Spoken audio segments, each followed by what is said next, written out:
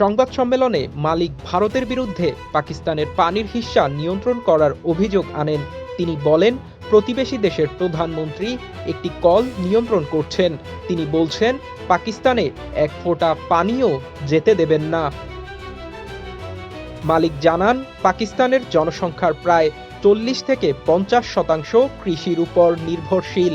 তিনি বলেন, কেউ একজন আমাদের খাদ্য নিরাপত্তা, কর্মসংস্থানের অর্ধেক এবং অর্থনীতির 25% নিয়ন্ত্রণ করার চেষ্টা করছে।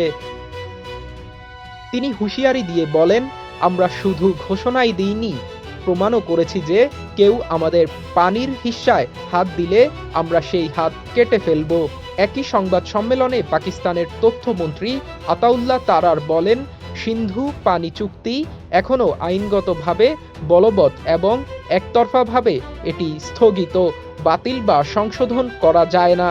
আন্তর্জাতিকভাবে পাকিস্তানের এই অবস্থান সমর্থন পেয়েছে বলে তিনি দাবি করেন।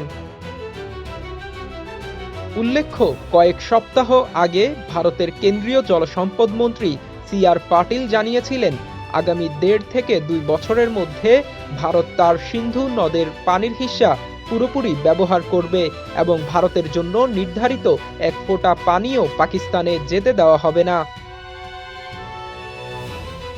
গত বছর জম্মু ও কাশ্মীরের পেহেলগামে এক প্রাণঘাতী সীমান্ত পারের সন্ত্রাসী হামলায় 26 জন বেসামরিক নাগরিক নিহত হওয়ার পর ভারত সিন্ধু পানি চুক্তি স্থগিত রাখে।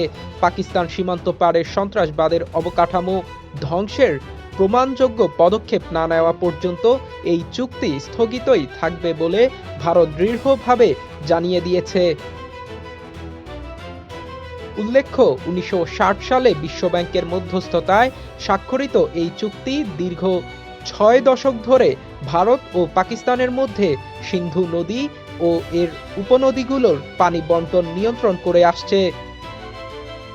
ATV USA news desk.